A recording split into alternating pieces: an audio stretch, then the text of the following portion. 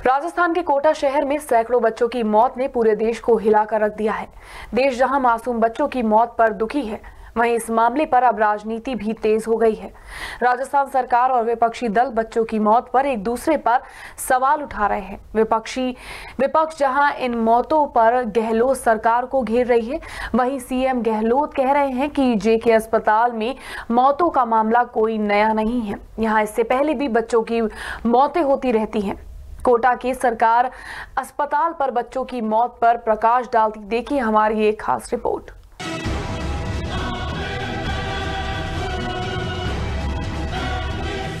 राजस्थान में कोटा शहर के जेके लोन अस्पताल में बच्चों की मौत का सिलसिला थम नहीं रहा है। नए साल के पहले 2 दिन में यहां 2 बच्चों की मौत हो गई।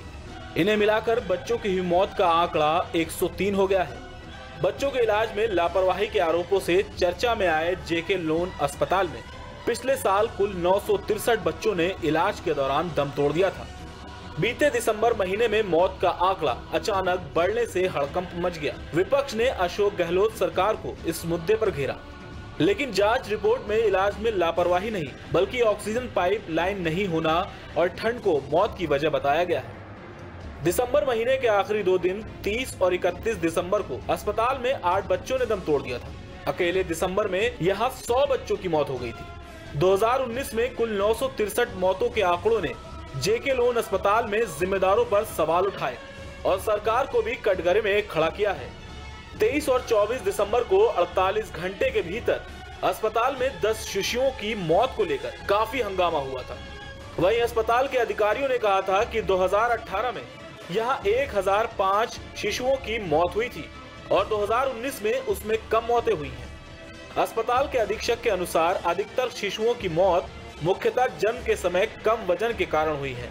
उन्होंने कहा कि ज्यादातर बच्चे प्रीमेच्योर थे, इसलिए उनकी मौत हुई है। अखबार है या इवन जो नेशनल पेपर्स हैं उन सब में आधा पेज भरा हुआ है कि रोगी बच्चे जो हैं उपकरणों की कमी से या जिनकी एएमसी सीएमसी नहीं हो पाई, उपकरण खराब बताए गए। तो अगर ऐसी स्थिति है तो एज ए सुप्रेंट मैं तो ये कहूँगा कि विभागाध्यक्ष के साथ बैठ करके उन उपकरणों की लिस्ट बनाएंगे और उन उपकरणों को ठीक करवाएंगे, उस संबंधित कंपनी से ठीक करवाएंगे और उनको एनुअल मेंटेनेंस कॉन्ट्रैक्ट में भी। वहीं इस मुद्दे पर अब राजनीति शुरू हो गई है। मुख्यमंत्री अशोक गहलोत जहां सफाई की मुद्रा में है और पिछली सरकारों पर आरोप लगा रहे हैं, सीएम गहलोत ने मामले की जांच के भी आदेश दे दिए हैं। वहीं बीजेपी नेता अमित मालवीय ने ट्वीट करते हुए कांग्रेस के पूर्व अध्यक्ष राहुल गांधी और पार्टी की अंतरिम अध्यक्ष सोनिया गांधी पर सवाल उठाए हैं। उन्होंने कहा है कि पिछले 1 महीने में 100 नवजात शिशुओं की मौत हो जाती है और राजस्थान के मुख्यमंत्री से कोई सवाल नहीं पूछा जाता है।